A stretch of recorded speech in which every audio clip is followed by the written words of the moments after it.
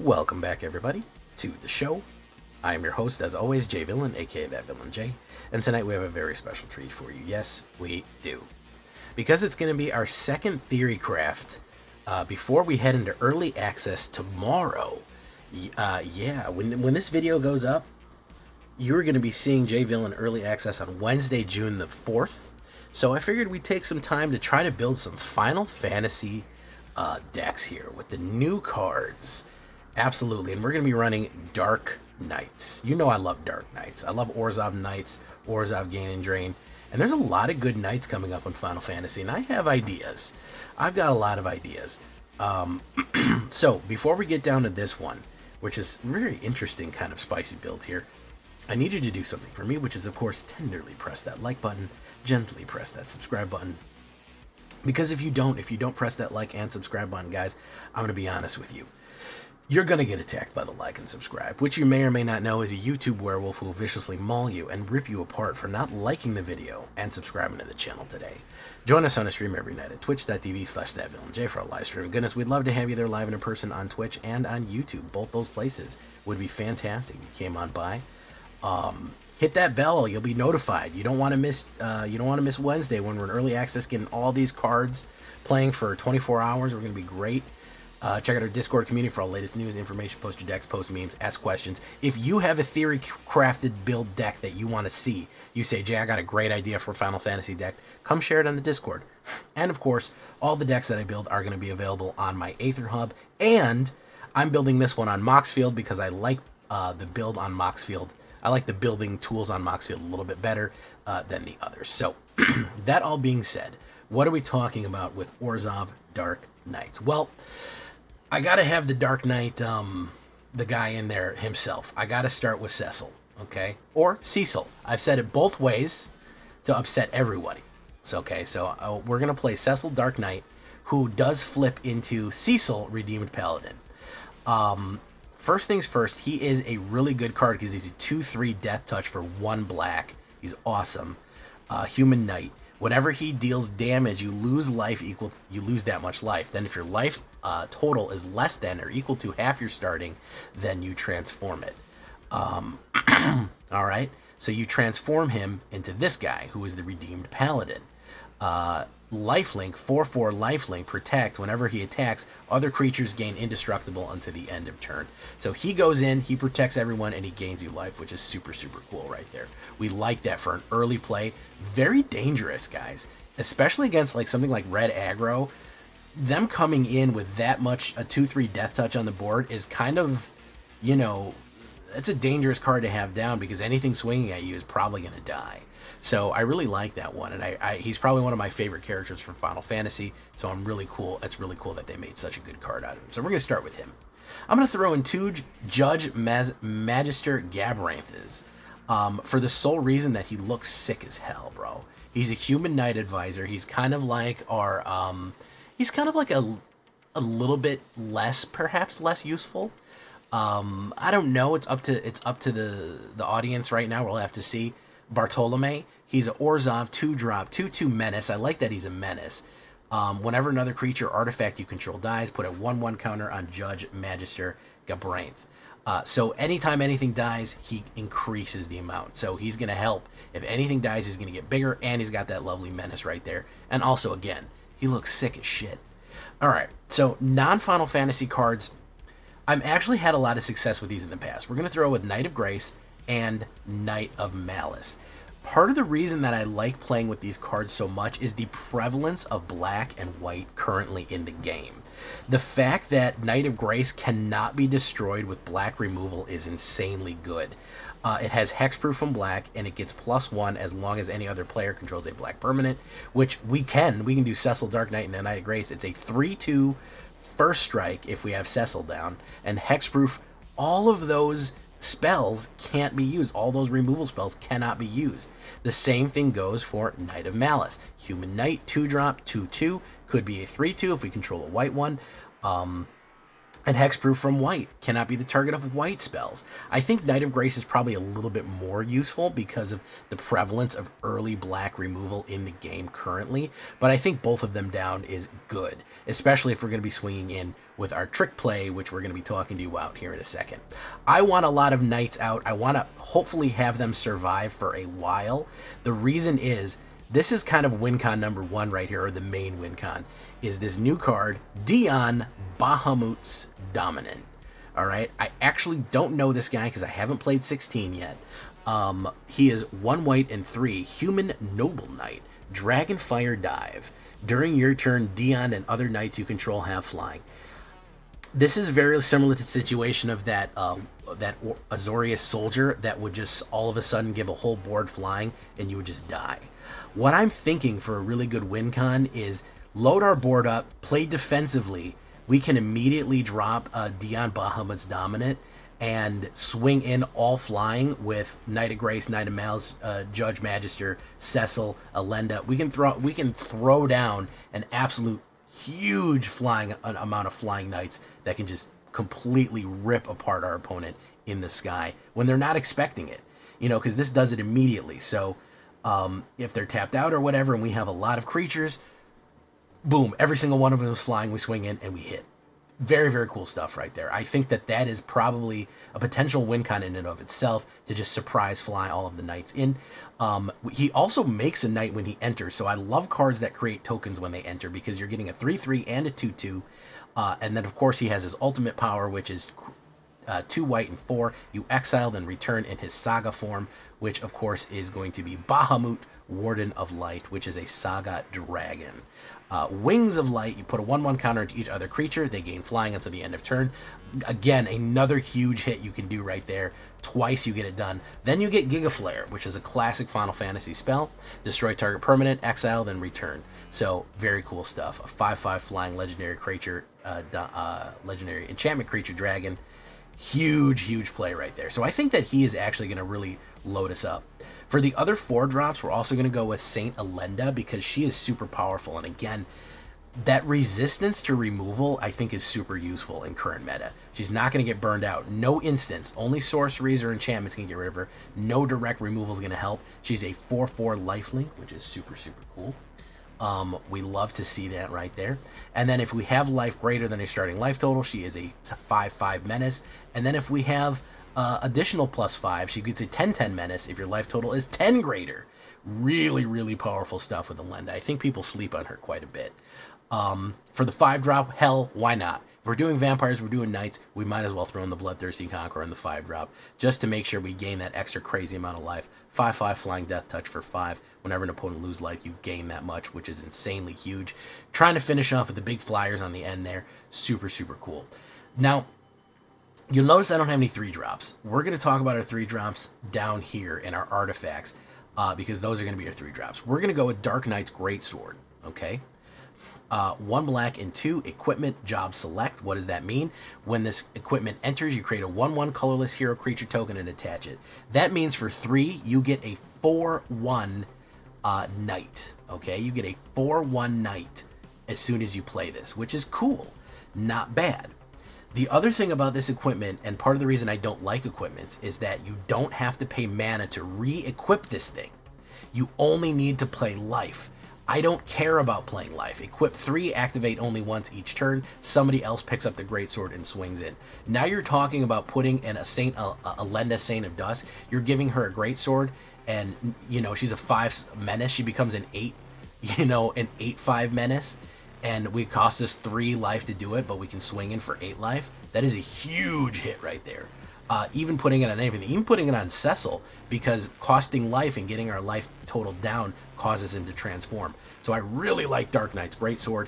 That's why we got to put it in there. I also think this art is sick as shit, and I love playing Dark Knights, and I love using Greatswords when I play in games. So listen, we're flying by a lot by vibes right here. If you're all about that flying by vibes, I feel you, bro.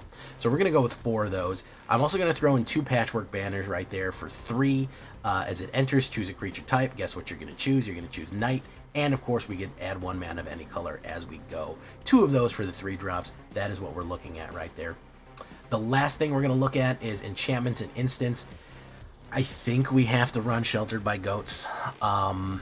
You know, I hate running it so much, but again, sticking with the theme of heavy resistance, of being armored and tanky, especially with like Grace and Malice and you know, Alenda, we really want to make it hard for our we're gonna play the tank role. You know, if you're a Final Fantasy 14 player, we're gonna play the tank role. We're gonna play Shelter.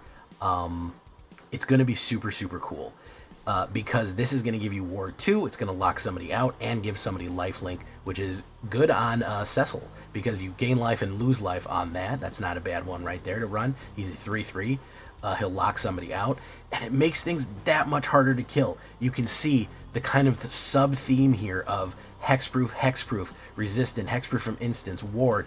We're kind of trying to slow our opponent down, and knowing that people love to play removal, love to play burn spells going into it, let's really kind of lock them out for interacting with our board until we can get that huge heavy charge in and just knock them out right there. So 4 shelters, 2 cut downs for our aggro friends right there, 2 bitter triumphs. I don't mind losing life or discarding a card. Again, losing life actually feeds in very nicely to Cecil the Dark Knight, to flip him so we can get down to 10 and then flip him, which is not bad.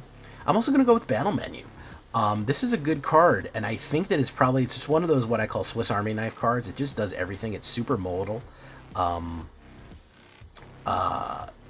It's super modal. It's instant, which is fantastic. I think this card would fall flat on its face if it was sorcery. It's pure Final Fantasy. You know, it is 1 white and 1 attack. You create a 2/2 white creature token as an instant, which is super cool. Ability, target creature gets +4 until the end of turn. You can pump somebody up to resist a hit. Magic, you destroy a creature with power 4 or greater. Hey, take out a demon, take out a big monster. Or item, you gain 4 life. You use your potion, you use a buff, you use a fire spell or a burn spell or white or black magic, or you do the attack and create a knight at instant speed, which is super cool.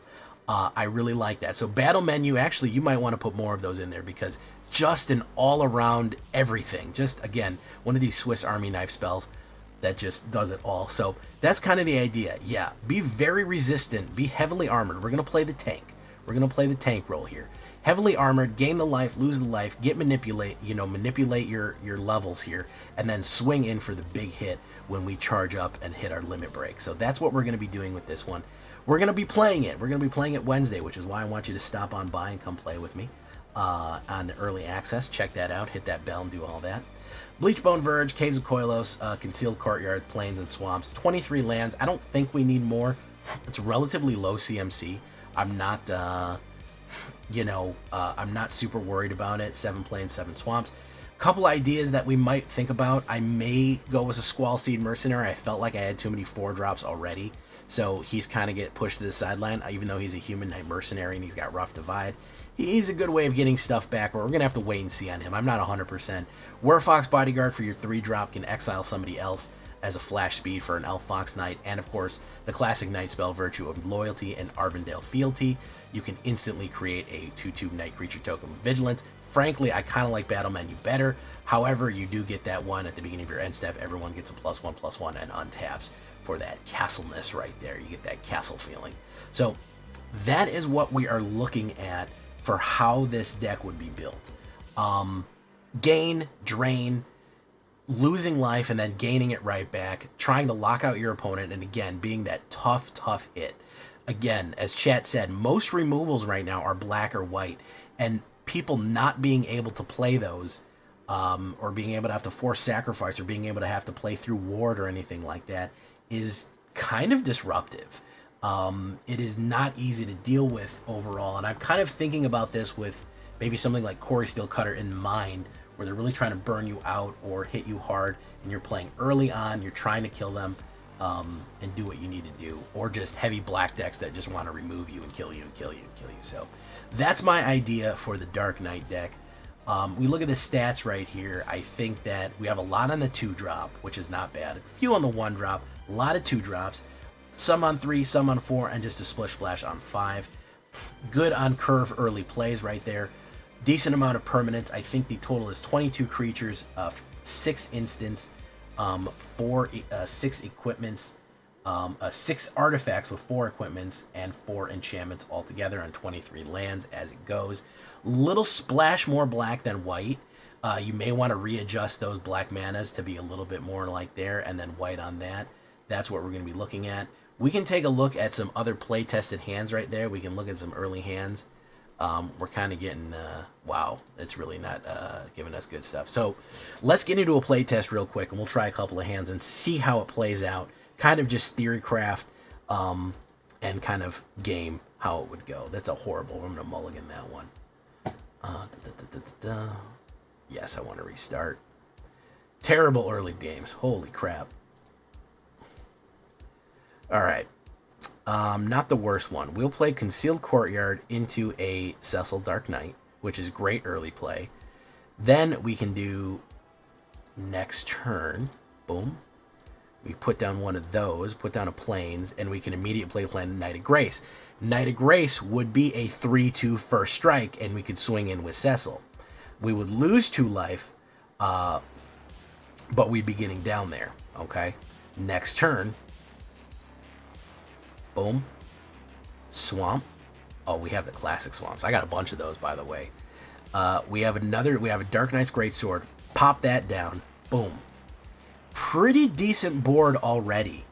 And remember that we can reassign this so that if you wanted to put the Greatsword on the Knight of Grace, it would actually be a 6/2 first strike. So you would potentially be hitting for a lot of damage. You would be potentially doing a lot of damage if you wanted to, because you can reassign it. You pay 3 life, swing in, or on him and lose even more life. You could even have him transform that early on, because if we lost 2, then we lost 3. We'd be down to 15. We'd put this guy down and hit for 5. We'd be down to 10, and then he'd already be transformed at 10 life. So we have a lot of options here. Pretty smooth curve on the 1, 2, 3. Then, of course, we still have a hero token down. We say next turn. Right. Caves of Koilos, boom. Guess what we can do here? We drop the Dion. We get a token. Let's see here. Play, gain 1 life, blah, blah, blah, blah, blah, blah. We need a Knight token. We would get another token. Look how wide our board is by turn 4. You know what I mean? That's decent. That's decent right there. Then all of them would be flying. We could equip the Dark Knight on, and we could equip the Greatsword on anyone that's flying. Boom, and then swing in for the big hit. We could have him flipped. We could do a lot of stuff right there. So pretty smooth hand as it goes. I'm actually pretty happy with the way that that played out right there. And of course, turn 5, let's take a look. We have another Cecil. We have another Greatsword. We could actually play that, and that's what we're looking at right there, man. That is pretty decent. We can't flip Dion yet. But overall, pretty nice wide board. And again, if they're playing removal, they wouldn't be able to kill the Knight of Grace with a black card. And if they do, they're playing out, and we're filling the board up pretty good. They're going to be feeling the pressure at this point, especially with a lot of flying knights and repeatedly played equipment that we can do over and over again. So actually pretty happy with the way that went out. I think that's going to play out pretty good. We're going to have to play that. Let me try one more game, and then we'll cut you off here. So let me restart. But actually happy with the way that curved out. That is, I'm going to take a mulligan on that. Boom. Okay. Dark Knight's Greatsword, Knight of Grace. So we'll put down Bleachbone Verge. Say next turn. Boom. Put down you. Put down Knight of Grace. Okay. Next turn. Bleachbone Verge. I think we drop Greatsword. Immediately put it on Knight of Grace. Here. And then swing in again, like I said, for the... you would be swinging in for 6. Man, that's a good combo, bro. Because that's a black permanent, and that's a white. And it would be a hexproof from black. And it's not... this creature can't be to target of black spells or abilities your opponent controls. Yeah, it's hexproof from black, not protection from black, because that would mean that it couldn't equip a black equipment, but it can. So you're swinging for 6 on turn 3. First striking, so it doesn't matter really what they have. You're going to hit them hard early on. Next turn, guess what? Drop that. We drop Saint Elenda, and we can even put that on her, and she would be potentially a 7. I think that Greatsword's going to do us a lot of good. Next turn, drop that. We put Sheltered by Goats on that one. Boom. We say that. Oh, I tapped it. Untap. Boom. Sheltered by Ghosts on Knight of Grace. Alenda's a Dark Knight Sword on Elenda, which potentially could have Menace at that point. Judge Magister. Man, pretty good layout right there. Again, it's a pretty smooth draw. I'm actually pretty satisfied with that, how that drew right there. Not bad. A nice aggressive board. This is immune to black. That's immune to instants. That's got a Menace. And we are hitting with a lot of life. We are hitting with a lot of first strike. Not bad at all. And there's a removal in case we get something pesky in there that we want to get rid of. So I think we have some potential. Again, it probably is going to really depend on your opponent, how it plays out. I'm just theory crafting here. What do you guys think? Do you think this ORZHOV Knights deck has got anything in it? What is it missing? What does it need? I like it. I think it's going to be fun, and I like these types of decks, especially these kind of heavy, fighty, tanky decks with the Knights. So there it is, guys. ORZHOV Dark Knights. I hope you like it. I hope you're happy with the way that I said Cecil and Cecil at the same time. I'll see you in the next one, guys. Make sure to join me Wednesday all day. We're going to be starting at 1 p.m. Eastern Time on this channel for early access for Final Fantasy. Come on by. We'd love to see you there.